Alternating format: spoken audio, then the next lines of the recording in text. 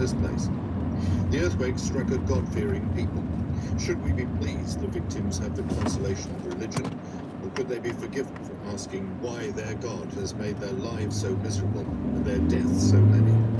The moral maze after the news at 8 tonight. Thanks, Michael. Quick look at the weather today. We'll see a band of rain spread across the UK, and the east will start sunny. Rain will turn lighter as it pushes to the southeast. You're listening to Today on Radio 4 with Nick Robinson and Martha Carney. It's 7:30. Here's a summary of the news from Chris Aldridge. A girl living with a rare inherited condition has become the first child to be treated with a new life-saving gene therapy on the NHS. Teddy Shaw has received the one-off treatment at a cost of nearly £3 billion, making it the most expensive medicine ever approved for the health service. Fewer than 10 children are likely to be eligible for it each year. The rate of inflation has dropped for the third month in a row, but remains close to a 40-year high. It's eased slightly from December, down to 10.1%. The Office for National Statistics said the drop was largely due to the price of fuel, restaurants and hotels falling. The UK's Biometrics and Surveillance Camera Commissioner has said Britain's police forces are shot through with Chinese technology. Professor Fraser Sampson has also questioned whether the equipment should be used within government departments. The Home Office said new guidance had been produced to help the police. The United States government says there's no reason to believe that 3 flying objects shot down by the military over the weekend were involved in spying for China. The White House spokesman said the intelligence community believed there could be commercial or research balloons with a benign purpose. The Equalities Watchdog has said it's satisfied with reforms made by Labour to tackle anti-Semitism within the party. The Equality and Human Rights Commission found the party had acted unlawfully during the leadership of Jeremy Corbyn. Mr Corbyn's successor, Sir Keir Starmer, says it shows Labour is heading in the right direction. The company behind the first ever satellite mission from the UK, which failed to launch last month, has revealed what happened. Virgin Orbit found that a fuel filter dislodged on the rocket carrying the satellites, causing one of its engines to overheat. The firm plans to try again, but says it will proceed cautiously with its next launch. Thank you, Chris. It is 28 minutes to 8. A year ago, few in Kiev believed the city was about to come under attack. Few believed their country, all of it, not just the east, would soon be under siege. Few forecast then that Ukraine would face a war lasting not just weeks or months, but as many now believe, years. The first anniversary of the invasion of Ukraine comes next week, and our international editor Jeremy Word has returned to the Ukrainian capital. We'll speak to him in just a moment, and then to Lesia Vasilenko, Ukrainian parliamentarian, who spoke to me on top of the Hyatt Hotel in Kiev on the morning after the invasion of fall. Good morning to you both. Good morning. Jeremy, we're used to hearing you reporting from the front line, but you've chosen to see in this anniversary in the capital, in Kiev. Why so? What is the perspective you want to gain from there? Well, I want to catch up with some of the people who I got to know a year ago, well, just over a year ago, when in the first I was here for about the first 6-7 weeks of the war. And so I'm interested in the contrast between how it was then and how it is now, getting to see those people again. And having been in Ukraine a lot in the course of the last year, months and months, but always in the east or the south and frontline areas, I can tell you that this is a city transformed. It's very different. Of course, nothing is normal, but in a sense, there's a veneer of normality in a way that there wasn't, because back in, say, last March, when the Russians were only about 10 miles away and there was fighting going on for control of the city effectively, there were roadblocks and everything was closed up and there was almost no one on the streets, and it was a pretty bleak and frightening place. Now, despite power cuts continuing, in shops lights are on, the streets are full of shoppers. And the thing is, that while human beings are very adaptable, war sweeps everybody up. And I've seen this in lots of wars. Unless the shock factor recedes, which of course, unless it's a sudden bereavement, usually a son, husband or brother killed in a fight. In fact, it does tend to recede. People get on with things. That's what's happening here. Nothing is normal, but there's this veneer of normality in terms of people going to shop and going to work and so on. Does it matter for the willingness of the country?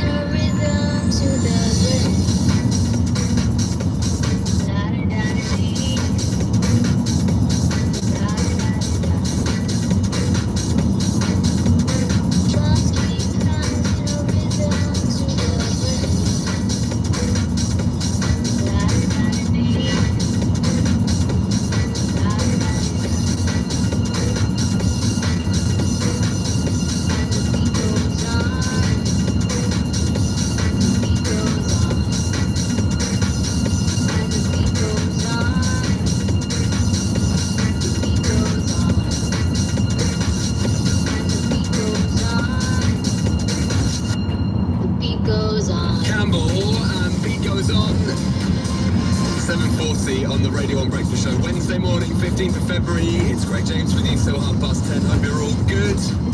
Big moments for Lizzo. Best performance of the night, in my humble opinion, at the Brit Awards on Saturday. Big European and UK arena tour incoming. She's back here in March, and yesterday was in the Live Lounge with Ricky, Melvin and Charlie. Great interview with Ricky, Melvin and Charlie as well. They asked her what she had on her rider, and Lizzo was talking about how she couldn't get hot Cheetos in the UK. However, you can get hot Cheetos on every corner in America. We have too many hot Cheetos. No, we have to go to a special spot. Next time you're over, I'll bring you some hot Cheetos. Have you had Wansits or Monster Munch? I'm sorry, was that English? Monster Munch. You can get beef Monster Munch. They're like crisps as well. A little bit like Cheetos. Oh, wait. I don't know what you're talking about. No, it's okay. Don't worry about it. No, my little hair was like, wait a minute now. Next time you come, I'm going to get you some Monster Munch. Okay. You're going to love it, trust me. Monster or Munster? Monster. What are you? Munch. With an O. Oh, you call it a munch. You're a snack, girl. You're a snack. I'm a lunch. I've been talking to Lizzo about beef Monster Munch. Amazing. One of the major moments at the Grammys was Adele and Lizzo hanging out. So Melvin had to ask about this. Now, one of your other friends, Adele, you look very cozy at the Grammys. Can we expect any collaborations? Please tell us. There must be. Okay, you tell me your favorite Adele collab. What? She doesn't Tell me your favorite. Oh yeah. Yeah. Well, if anyone can make it happen, She don't got none, bro. but if anyone can make it happen, it's you. Absolutely. You know, I'm always, she knows she can call me. I'm a call away. You know, hello. It's me. I'm ready and willing to do whatever Adele wants to do because I just know it's going to be fun. Yesterday, Lizzo covered Sam Smith and Kim Petras' Unholy, and it was an incredible performance. And also, as we predicted yesterday, Lizzo basically did eat Melvin alive. Enjoy this. Hey, lucky, oh. Hey, lucky.